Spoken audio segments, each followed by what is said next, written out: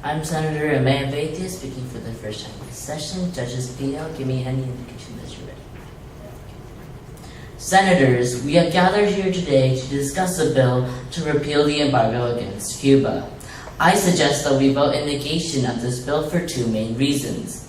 First of all, even if we lift the embargo against Cuba, Cuban reform will be stifled. And second of all, lifting the embargo will not help the average citizens in Cuba, rather it would give power to the Castros. Right now, corruption, not the embargo, is what's holding Cuba back from reform. According to Jorge Benitez, a senior fellow at the Atlantic Council, the Cuban government's own policy was the largest obstacle to the country's own development, concentrating political and economic decisions in the hands of the few and stifling economic growth. It is this corrupt system, not the embargo, which deprives the people of Cuba of the benefits of trade and the skill of their labor.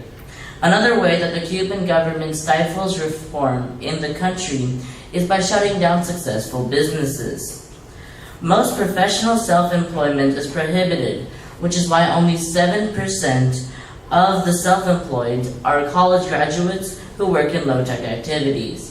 This acts as an effective blockade on the productive use of Cuba's well-educated labor force, decreasing the amount of potentially successful businesses in Cuba. So senators, vote with me in negation of this bill if you agree that the only thing holding Cuba back is their corruption and their internal policies, not the embargo. Now, my second reason for opposing this legislation is that lifting the embargo would not help the citizens of Cuba. Instead, it would help the Castros. According to Benitez, most of the Cuban economy is owned by the Castro government, and all foreign trade is channeled through agencies that support the regime. This means that all foreign companies have to pay wages to the Cuban government, and from those wages, only a small percent go to individual employees. In addition to this, the Cuban government controls all the imports and sells them at higher prices.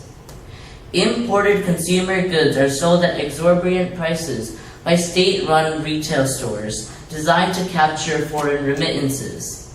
There is no free trade when the Cuban government controls the economy. This is because the entire distribution chain is in the hand of the Cuban military and intelligence services.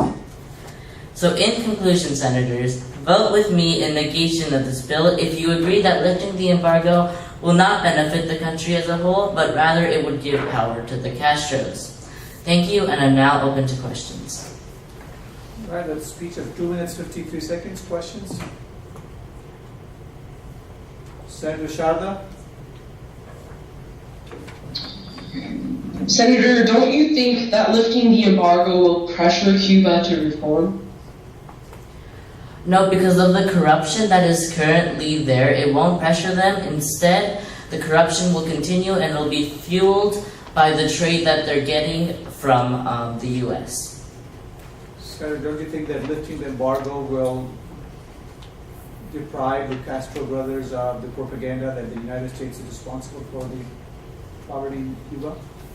Yes, that may be true, but again, lifting the embargo will give power to them, even through the point you made. Senator Sharda?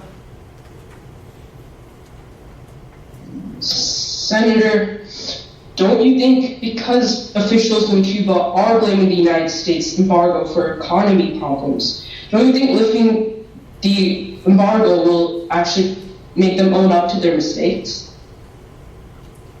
I'm sorry, could you ask the senator to repeat the question? Senator, can you rephrase the question, please? Senator, officials in Cuba are using the Cuban embargo as an excuse to blame their problems on it. Don't you think that lifting the embargo will make Cuba actually admit their mistakes or have to admit their mistakes? No, I don't think that it'll make them admit their mistakes. I think it'll help them gain extra power and they'll make even more mistakes than they did before.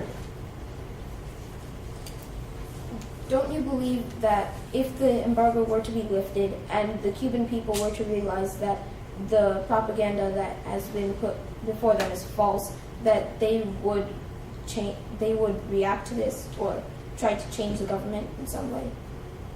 No, because remember, the Castros are in control of the government. The citizens can't do much to change how the government functions because the Castros are in control of the whole government. All right, thank you, Senator.